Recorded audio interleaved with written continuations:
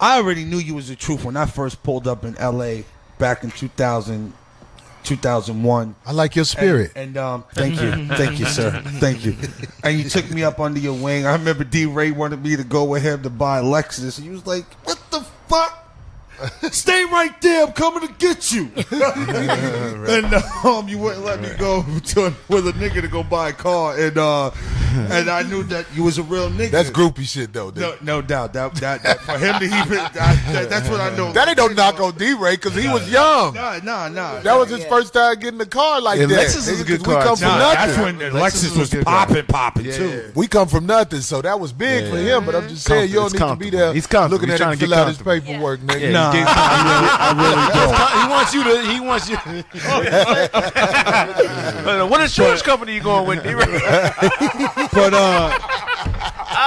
you know, plan you taking? I just wanted to, but I was up on the Corey for a while. I was out here, and then I went back to the coast. And my big brother Patrice O'Neal was out there, and Patrice was asking me who I was fucking with while I was out here, and I was telling him it was really, Corey, I would go with you to the basketball during the day, where the wives and the husbands of the successful Hollywood wives and so forth and so on, boyfriends and husbands were playing basketball with us, and that's when I just kind of got a gauge for who you were.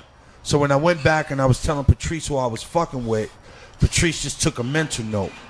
I remember when Patrice O'Neal came back to New York in like the mid 2000s, and I just saw a different motherfucker on stage. Patrice was already a beast. Yes, was already a beast. But there was something else to him when I saw him on stage. And I asked him after I saw him that night in New York at the Comedy Cellar.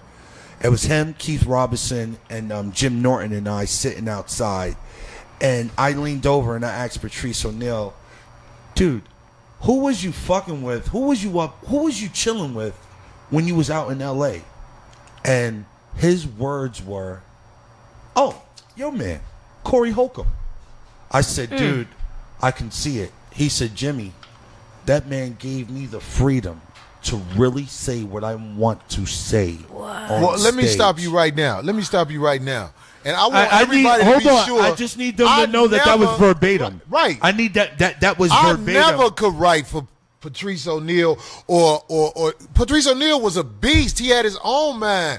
But when people say to me, Corey, you remind me of Patrice O'Neal, I always be like, yeah, I get it. But I was just the motherfucker who showed him, homie, ain't no motherfucking cap to what you could say. Let loose, You be you and let the world judge from there. Let me tell you something. A crooked motherfucker told me that. A motherfucker who I feel is crooked. His name is T.K. Kirkland. T.K. Kirkland is crooked. He will acknowledge that. He will acknowledge that. He will tell you. I know T.K. Carter.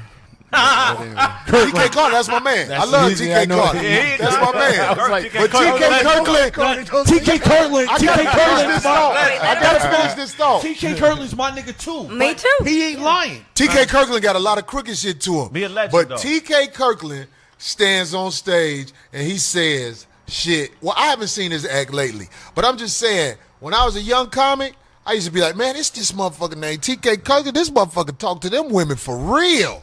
I had never seen it on stage like that. So I always give him his propers for being one of the motherfuckers that I watched and gave me the confidence to really be me. Right. Even though I wouldn't trust that motherfucker. Right. That's our guy. You could ask him. They had TK around him. Yeah, but TK he did was too. a sneaky motherfucker.